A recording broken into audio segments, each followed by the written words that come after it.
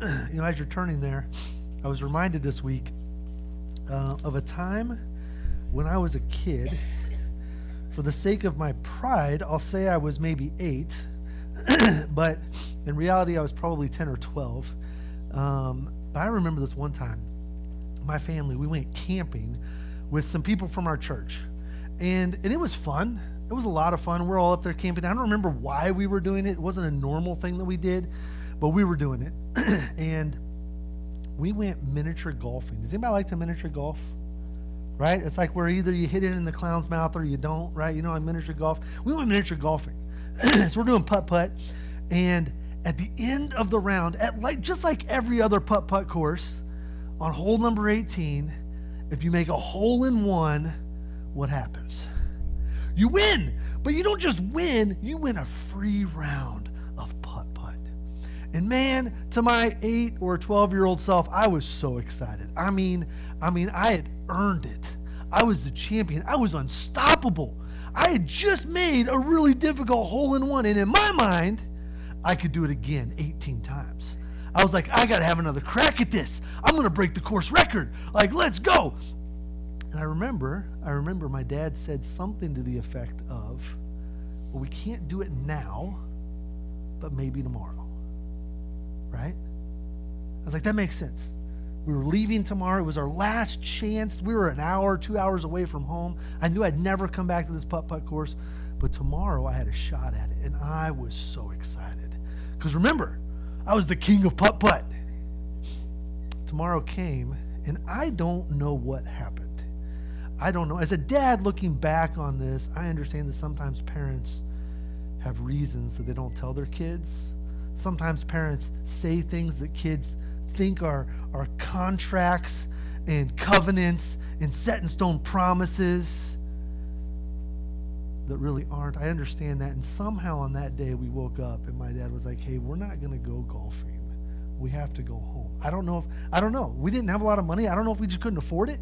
I have no idea. I don't know if he never promised it, but my heart was crushed. And this is why I want to pretend I was 8 instead of 10 or 12. It was so hard for me to accept it. I was like, no, Dad, you promised. Life is never fair. You hate me. You hate everything. Like the world, like it just got out of control real fast. And I ended up having to give my free golf round to my buddy, whose parents were going to stay and go golfing. That was so hard for me. That expectation was crushed. Do you ever expect things in life? Do you ever look forward to things? Do you ever hope in things? And sometimes they happen, and sometimes they don't.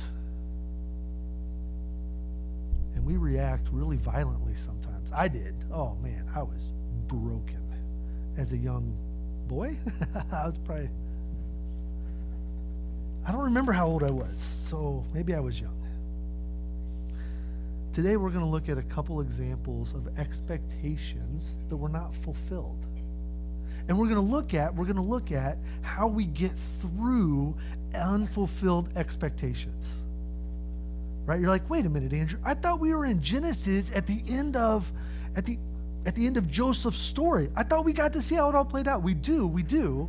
But even here there are some unfulfilled expectations. And we get to see how we walk through that. So let's start. We're just going to start and look at the story. Has anybody got the page number for us? What page is it if it's in a Bible from a chair? Who's got it? Page 43. There we go. It's on the right-hand side of 43. All these are the 12 tribes of Israel. This is just after Jacob had blessed his sons. All these are the 12 tribes of Israel in verse 28. This is what their father said to them as he blessed them, blessing each with the blessing suitable to him. Then he commanded them and said to them, I am to be gathered to my people. Bury me with my fathers in the cave that is in the field of Ephron the Hittite, in the cave that is in the field at Machpelah, Mamre, in the land of Canaan, which Abraham bought with the field from Ephron the Hittite to possess as a burying place. There they buried Abraham and Sarah his wife. There they buried Isaac and Rebekah his wife. And there I buried Leah. The field and the cave that is in it were bought from the Hittites. When Jacob finished commanding his sons, he drew up his feet into the bed and breathed his last and was gathered to his people. What does this gathered to his people mean, right? That's just a way of saying he passed away. Every culture has a polite way of saying somebody died. He kicked the bucket. Right? That might not be the best way, right? But we all knew what it meant. Nobody wants to kick the bucket. He passed away. He was gathered to his people. He had died. What was the promise that he was looking forward to? He was looking forward to the promise that God had made to Abraham. God told Abraham, hey, I'm going to make you a mighty nation. Peoples, plural, nations, plural, will come from you. And I will give you this land. And we have this whole land of Canaan that God is promising to give to Abraham and his descendants. And Abraham had like a single son. And then we get to Isaac, and he had two sons, but the promise came through Jacob. And so still we're not seeing this multiple people. Well, Jacob at least gets to have 12 sons. Now multiplication is starting to happen. Now they're starting to become a people. It's still a small people. You know, in this room right now, we probably have 60 or 70 people, right? This is about the number of people that went with Jacob to the land of Egypt. This is the size of the family that went. That's kind of cool. Now all the kids are like, I'm going to count. I got to count, right? It's close. He's starting to see that part of the promise, but he hasn't seen the land part, right? His eyes are still focused on the promise. His eyes are still focused on the faithfulness of the Lord. God will do this, so take me back, bury me there. I'm dying now, bury me there. I want to be back in the land. So he had already made Joseph swear that he would do it. Now he's commanding his sons. It's really obvious that this is his desire. Verse 1 of chapter 50. Then Joseph fell on his father's face and wept over him and kissed him. And Joseph commanded his servants and the physicians to embalm his father. So the physicians embalmed Israel. Why are they embalming him? So he can make the trip without stinking. Right? They've got to make a journey. They don't have air-conditioned anything. They're preserving his body, and he's going to be able to go. 40 days were required for it, for that is how many are required for embalming. And the Egyptians wept for him 70 days. This is epic. One historian says that he thinks that the Egyptians would weep for their pharaohs for 72 days. Just to give an idea of the honor that was being shown to Jacob. He wasn't a pharaoh, but he was the dad of Joseph. And Joseph was second to Pharaoh. There's a lot of honor being shown to Jacob. Verse 4, and when the days of weeping for him were past, Joseph spoke to the household of Pharaoh, saying, if now I have found favor in your eyes, please speak in the ears of Pharaoh, saying, my father made me swear, saying, I am about to die. In my tomb that I hewn out for myself in the land of Canaan, there you shall bury me. Now therefore, let me please go up and bury my father. Then I will return. And Pharaoh answered, go up and bury your father, as he made you swear. You know, here in a couple chapters, not a couple weeks anymore because we're going into Job, but in a couple chapters we see a similar conversation between Moses and a new Pharaoh. Let us go. It's different. It's a different conversation, but when I first read this, I was like, whoa, is that exactly word for word what Moses says? No, it's not. Joseph promises to return. Moses did not. And Pharaoh said yes. Right? Here Pharaoh says yes. He doesn't just say yes. He says yes with an exclamation point. Verse 7, so Joseph went up to bury his father. Listen to this. With him went up all the servants of Pharaoh. What? The elders of his household and all the elders of the land of Egypt, as well as all the household of Joseph, his brothers, and his father's household. Only their children, their flocks, and their herds were left in the land of Goshen. Brian, can you go to the first map? I ended up putting the maps in there. Can you go to the first map for me? We'll see if this works. I keep trying, right? Go to the next map. All right, so here we have the land of Goshen. This is where they're at. Okay? This is where they're at. This is where they're heading. This is Machpelah. That's where the cave is at. So Joseph's like, hey, Pharaoh, I have to go all the way up here. I'll come back, but I have to go all the way up here. Right? That's where they're headed, just to get an idea. And think about this. How many people did we just talk about? All of Pharaoh's household, all of the elders of his household, all of the elders of the land. But it wasn't just that. Verse 9. And there went up with him both chariots and horsemen. It was a very great company. I feel like that's a massive understatement, right? This was a massive funeral procession. We've all seen it. What do funeral processions look like in our culture? We can spot them a mile away, right? Right? They're always led by a dark-colored hearse, usually, or a dark-colored car, and everybody drives their fanciest cars, and everybody washes their, you always go to the car wash before you go to a funeral, right? You got the little orange flags that are magnetically stuck to the top of your car, and everybody stops. The cops will sometimes come out and direct traffic and give you the right of way, and you don't have to obey any traffic laws. And it's a way that we as a culture honor the person that passed and honor the family. This is their version of that. I don't think that this was a common thing, but it was obvious what was happening. This was a massive, massive funeral procession coming out of the land of Egypt. Let's keep reading and then we'll talk more about it. When they came to the threshing floor of Atad, which is beyond the Jordan, they lamented there with a very great and grievous lamentation, and he made a mourning for his father 7 days. When the inhabitants of the land, that is the Canaanites, saw the mourning on the threshing floor of Atad, they said, this is a grievous mourning by the Egyptians. It was obvious. Therefore, the place was named Abel Mizraim, which is beyond the Jordan. Thus his sons did for him as he commanded them. For his sons carried him to the land of Canaan and buried him in the cave in the field of Machpelah to the east of Mamre, which Abraham bought with the field from Ephron the Hittite to possess as a burying place. It was so obvious what was happening that the Canaanites were not afraid that they were getting invaded. Right? I mean, think about it.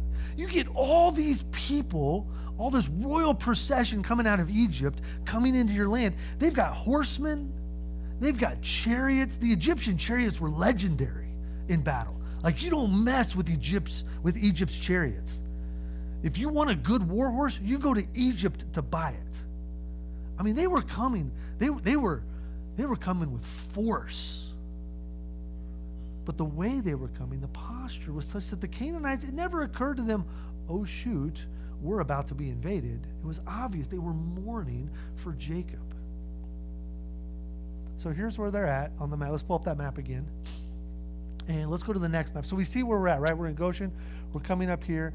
Now here is Machpelah, right? This is where the cave was at. It was to the east of Mamre. It's right there. There's the Dead Sea. Now go back to the other map real quick. I want to show you something, right? The fastest way from Goshen to there is straight this way, right? We're flying in a plane. That's where the plane flies. If I'm walking straight because I want to walk the shortest distance. But look at what they did. It said that they went to that place to the east of the Jordan. So actually, they came, and for whatever reason, I don't know, the roads were better, I don't know, whatever, they came this way. They came up around the Dead Sea, it seems, it would appear. And they came in from over here. This is also a similar location to where the Israelites crossed into the Promised Land, right? We don't know the exact location of it. Go to the close-up map. We don't know the exact location of Abel Mizraim. Some scholars think it's right here. Some think it's over here beyond the Jordan. Somewhere on the Jordan here. Right here where the M is, that's where Jericho is, the city of Jericho, just to give some perspective, some geographical perspective. So it seems like the Egyptians came here. The Egyptians might have come all the way to Machpelah, maybe not. We're not sure. The text doesn't tell us. But they came up. They came to here, somewhere up in here, and then they came down here to bury Jacob. This was a big ordeal. This wasn't a little endeavor. This was expensive. There was a lot of effort put into this. But why? Why? Why was it so important for Jacob to be buried in the land of Canaan? Because, loved ones, his eyes were on the promise that God had made to Abraham. He's like, I know that God is going to be faithful to fulfill this. I know he is. So he really wanted to be there. Verse 14, after he had buried his father, Joseph returned to Egypt with his brothers and all who had gone up with him to bury his father. When Joseph, we haven't got to either of the points yet, right? The points are coming up. We're telling the story first, and then we'll get to the points. They're coming. When Joseph's brothers saw that their father was dead, they said, it may be that Joseph will hate us and pay us back for all the evil we did to him. What evil had his brothers done to him? Let's remember that. Let's think about it. Somebody help me out. Grayson, what was some of the evil? They sold him as a slave. Would you be very happy with Titus if he tied you up and sold you as a slave? No, you would not. You would not be happy at all. At all. What was some of the other evil that happened to him? They were really rude to him. The text actually said earlier in the story that they could not speak a kind word to him, right? It wasn't possible for them to say anything nice to him. That's good. This is some of the things that the brothers did. What was the original plan that the brothers had when they saw Joseph coming to check on him? You remember the original plan?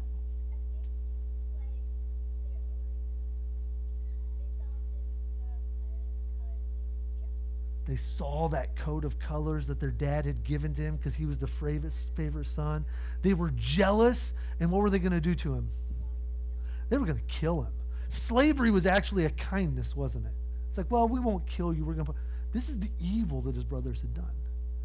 They pretended that he was dead to their father. This was wicked. And they knew it. Have you ever been in trouble with a sibling and you know dad's coming home? And so you maybe stop beating up your sibling a little bit because dad's coming? Dad's dead. What's restraining Joseph? The entire royal court of Egypt just came to help Joseph bury his father. What is stopping Joseph from executing just vengeance on these brothers? They're terrified. They're like, there is nothing left to protect us. Joseph loved our dad, but dad's gone. And Joseph knows our secret because we did it to him. They're terrified. So they sent a message to Joseph saying, this is verse 16, your father gave us this command. Not our father, your father. They're leaning on anything that they can to elicit compassion from Joseph. Joseph, your father did this. They know that he'll obey his father. They just watched him bury his father far away. They know he'll do it. Your father gave us this command before he died. Say to Joseph, please forgive the transgressions of your brothers and their sin because of the evil they did to you, because they did evil to you. And now please forgive the transgression of the servants of the God of your father. I mean, they are just pulling out all the stops, right?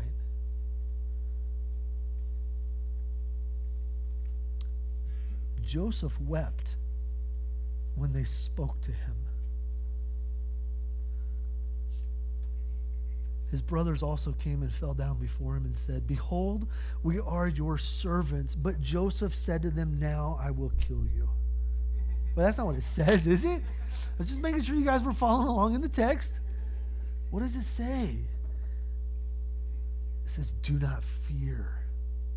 Notice how Joseph addresses their actual concerns. He said to them, do not fear, for am I in the place of God? As for you, you meant it for evil against me, but God meant it for good to bring about that many people should be kept alive as they are today. What? So do not fear. I will provide for you and your little ones. Thus he comforted them and spoke kindly to them. Here's our first blanks. Compassion is the response to struggle. I'll explain it. Compassion is the response to struggle. The brothers, I mean, they were struggling, weren't they? I mean, let's be charitable towards them. Let's be generous towards them. They were struggling. They just lost their father. They had legitimate fear that Joseph would do them harm. Legitimate fear. They were struggling. It'd be easy to be like, well, they're not trusting in God. They're not like, this isn't the first time that they've like talked to Joseph about this. This isn't the first time that Joseph is like, you meant it for evil, but God meant it for good. A couple chapters ago, Joseph had already told them, but they weren't believing his words. Now that dad was gone, they were afraid. Notice how Joseph responds to them. And loved ones, I think we can take a cue from this. When people around us are struggling, this is a really good response. He heard what their problem was, right? They were afraid. He could see it. The text says it. He told them twice, do not fear. He's encouraging them, hey, that emotion that you're feeling, it's okay. You don't have to feel that. Like, don't fear. Just calm down. But then there's a second need that comes up in the text that we almost miss. I almost missed it. Verse 18, his brothers also came and fell down before him and said, behold, we are your servants. Why is that? What is that about? What is that about? I couldn't figure that out. I was like, how does that tie in? Here's how I think that ties in. A couple chapters before, we see the Egyptians come to Joseph and say, hey, we've already given you our money. We've already given you our land. We've already given you our livestock. We have nothing left to purchase grain with. Can we be your servants? And Joseph's like, yeah, be my servants, well, Pharaoh's servants, and I will provide you with grain. Here we see similar language. We will be your servants. And Joseph's like, no, you don't have to be my servants. I've already told you that I would provide for you and your little ones. I've already said that. Joseph is so kind and compassionate. Do you see how he's comforting them? So do not fear, verse 21, I will provide for you and your little ones. Thus, he comforted them and spoke kindly to them. Loved ones, this is such a good example for whenever someone's going through something. Sometimes it's really difficult. We don't see the brothers. We don't see the brothers actually getting it, right? We don't see that play out. But Joseph's walking gently. Have you ever walked with someone who's struggling with drugs? It's really hard. I was talking to a friend this week, and they were telling a story of one of their friends, and one of my friend's friends said that he was finally clean. He hadn't fallen off the wagon in 5 years, right? 5 years. 5 years. It took him to get clean. When my buddy asked him, he was like, how long did it take? He said, it took me 5 years to get there. Just think about that. 5 years of struggling with substances, hurting those around you, hurting the ones closest to you, burning bridge after bridge after bridge, damaging relationships. It took this man 5 years to get clean. Loved one, our posture with someone who's struggling is to be kind and compassionate. We don't have to be a doormat.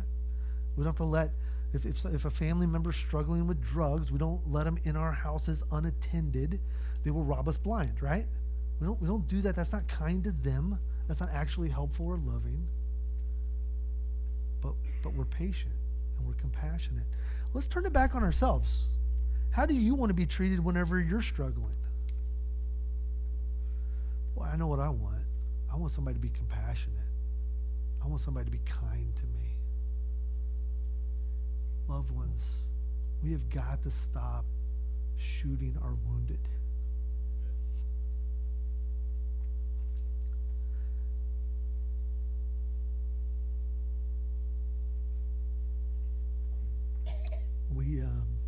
We're really quick to distance ourselves from people who are struggling. And the truth is, most of us are going to struggle. Why? Because we're humans who struggle with sin. Like, it's just there. It's part of it. But our posture, loved ones, the posture as a church, this isn't how the world does it. Our posture as a church is compassion. It's compassion. That's how it has to be. But how do we have compassion? How do we work through that? I need a drink. Thank you for your compassion on my dry throat. Joseph's eyes were not focused on whether or not his brothers got it. That's how he could have compassion. He wasn't looking at his brothers and saying, okay, guys, look, we've talked about this once. I just can't do this with you anymore. Joseph's eyes, here's the argument I'm going to make. I would argue that Joseph's eyes were on God, placed firmly on God. You say, Andrew, where do you see that? That's a great question. I'm glad you asked. I think that his hope was not in whether or not his brothers got clean. I don't think they were on drugs, but you know what I mean.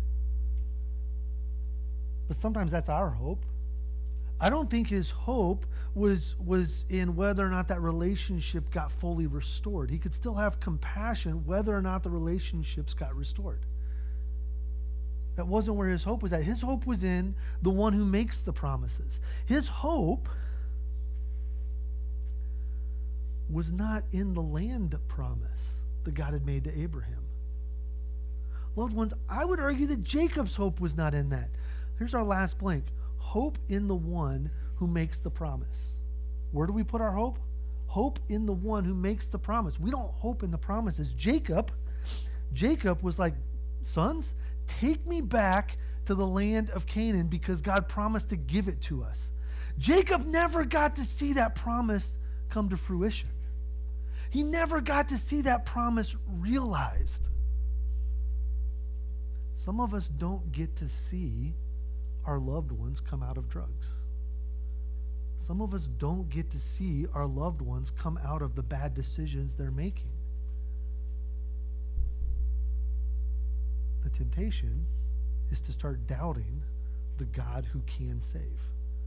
Well, if God was real, he would have saved this person. No, God's real whether or not he saves the person. God's real whether or not the promise is fulfilled in our eyes.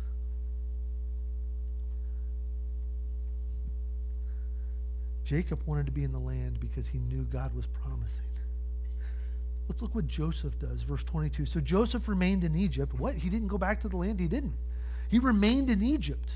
He and his father's house. Joseph lived 110 years, and Joseph saw Ephraim's children of the third generation. The children also of Mechar, the son of Manasseh, were counted as Joseph's own.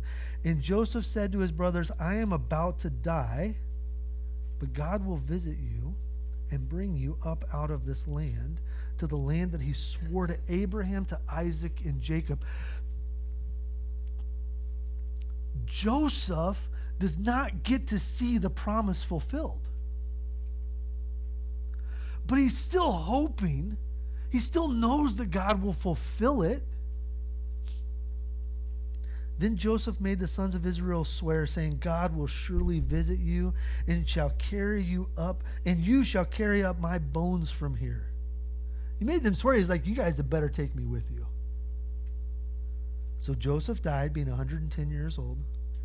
They embalmed him. Why? Because he's going to stink.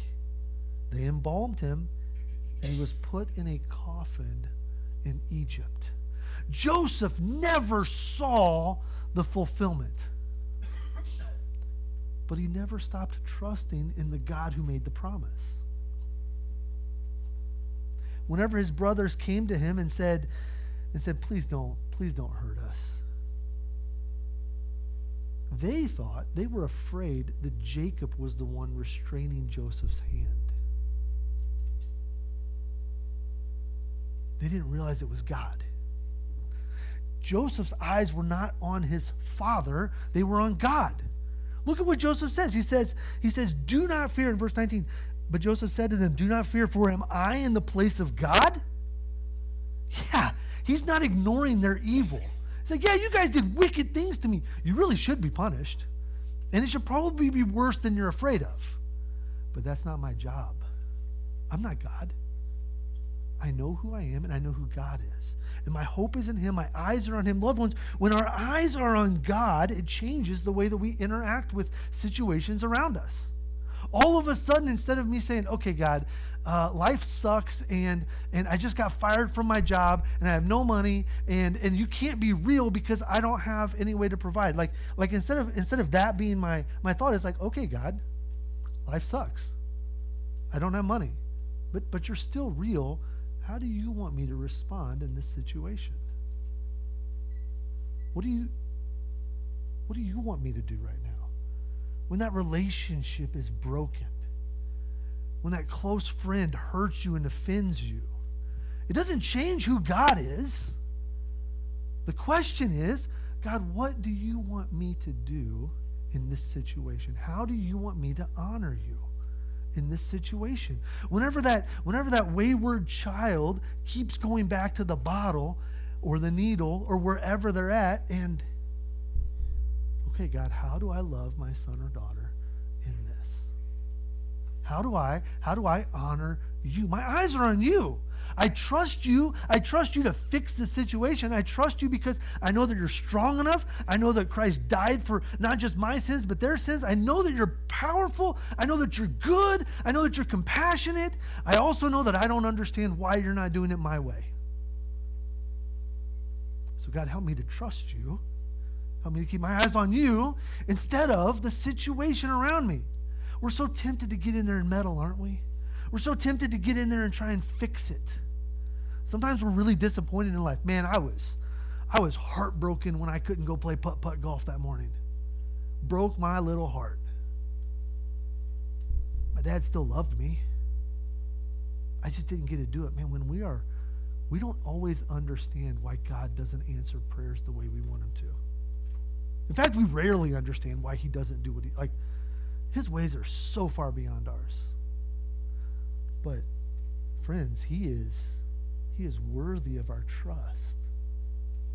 Not because of the quality of the promise. He's worthy of our trust because of the quality of the promise maker.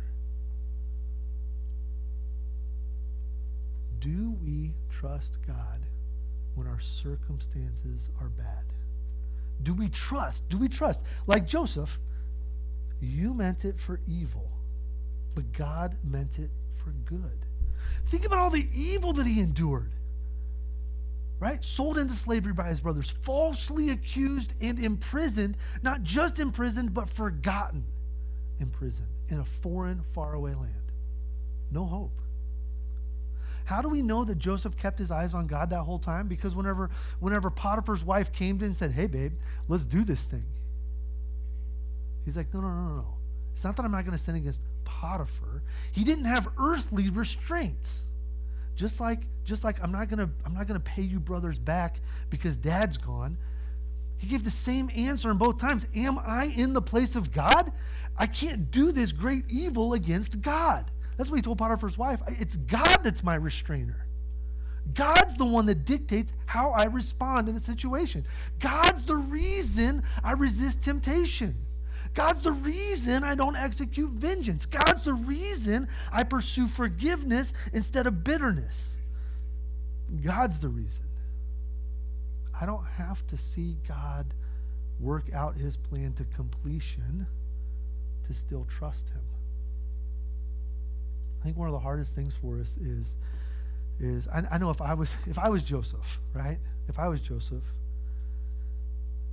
I know I'm so tempted to go back and play back those earlier scenes in my life.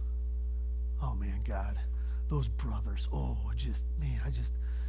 That Zebulun, I just want to kick him, I just want to. We're so tempted to go back and play back the past. Loved ones, I want to encourage you. I want to encourage you right now. Don't do that. Don't do that. It's not helpful.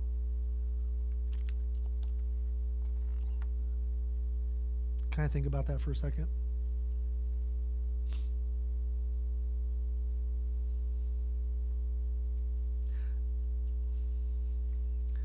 It's not helpful to make a lot of decisions that way, right? Here's a more helpful way to make the decision. God, I'm really, really affected by this thing that happened in my past.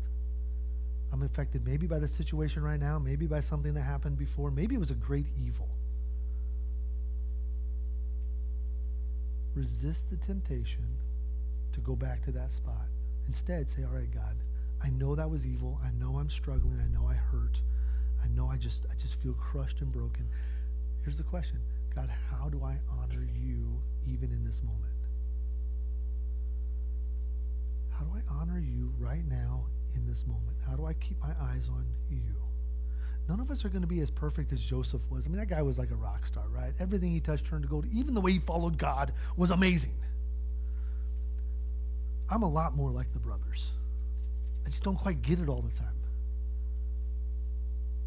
But God is so gracious to us, and he's worthy of our trust. Is that a fair thing? Like, let's not trust our circumstances. Let's not trust ourselves. Let's trust him in the midst of it. As the worship team comes up, here's our closing thought. Who is it that restrains your sin? Is it the people around you? Is it the circumstances, or is it God? Who is it that you put your hope in? Is it the promise, or is it the promise giver? And what's the question that we've been asking all morning? God, how do I honor you in this situation right now? I can't fix yesterday. I can't change that. But I can change how I respond to you right now. And loved ones, he is worthy. He is worthy of our hope and of our trust. Let's stand and sing.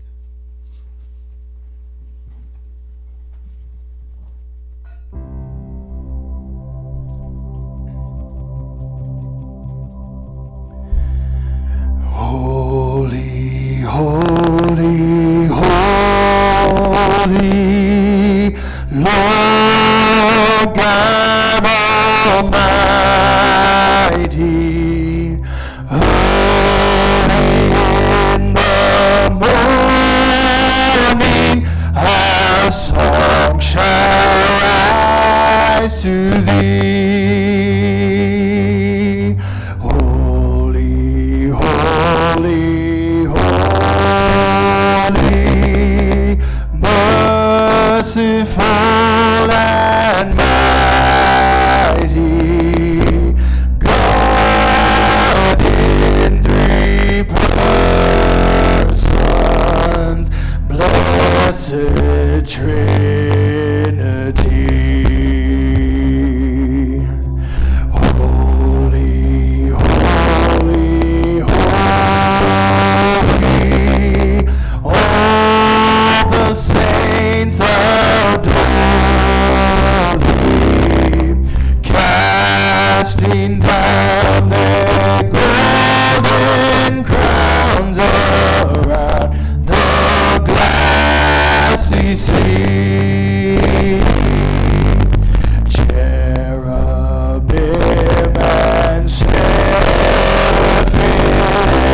falling down before thee, which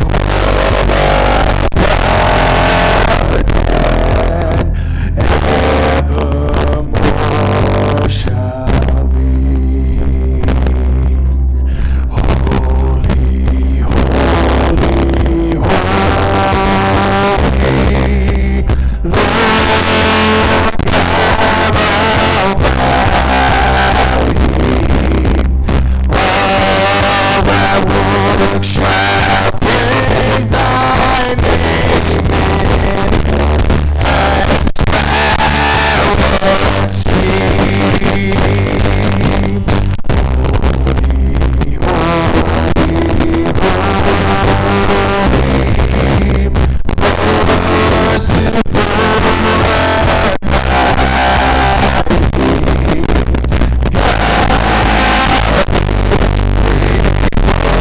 God